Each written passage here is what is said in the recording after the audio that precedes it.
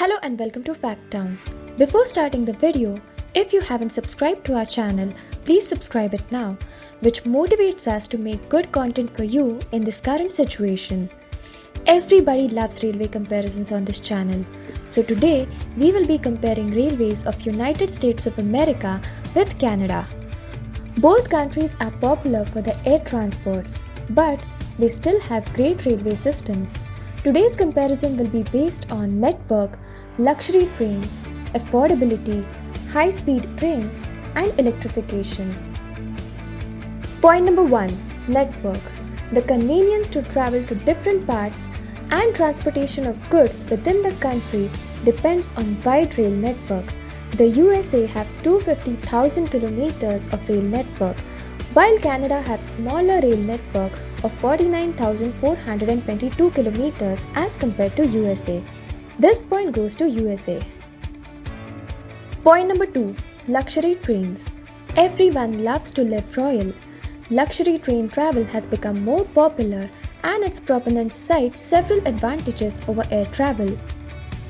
USA have 7 luxury trains: Denali Star, Rails to Rim, the Adirondack, Great Lakes and Trains, Southern Comfort, the Coast Starlight, the Vermonter.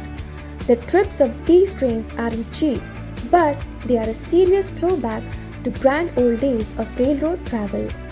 Canada have 2 luxury trains, the Rocky Mountaineer and VIA Rail.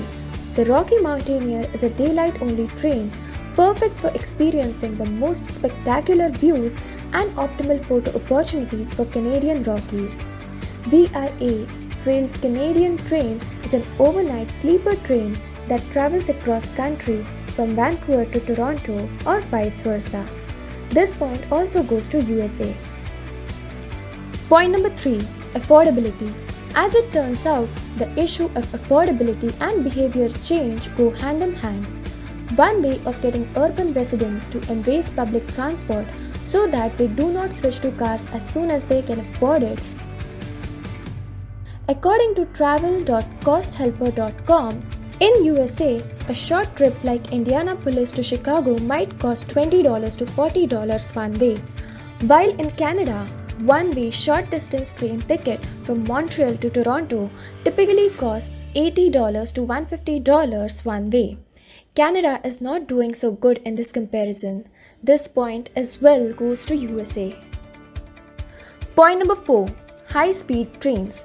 We are in love with our cars, but cities are suffering from the overabundance of personal cars and its attendant traffic jams and air pollution.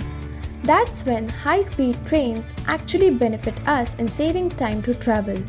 Acela Express of the USA has a top speed of 240 km per hour, but the Acela lacks a dedicated high-speed rail line which limits its average speed to 160 km per hour.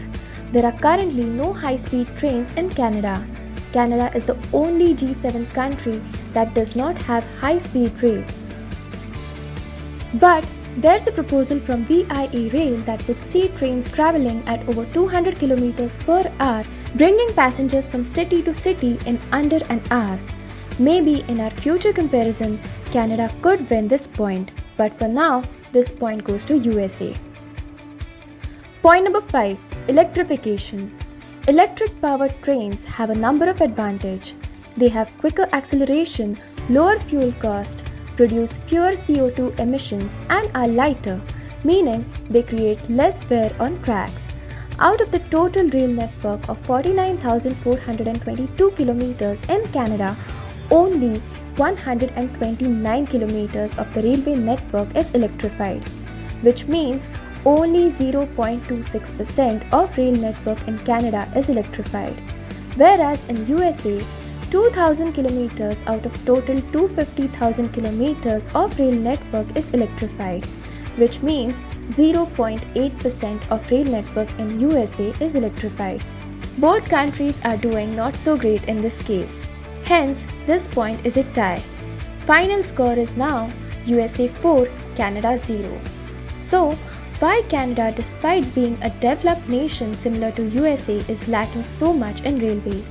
Well, the one reason can be that Canada has very low population density outside of a few regions. Rail itself isn't popular as a transit method to cities. Canadian Rail is designed around slow moving cargo and it does a fantastic job of moving goods, not people. That's it for today's video. Thanks for watching Fact Town.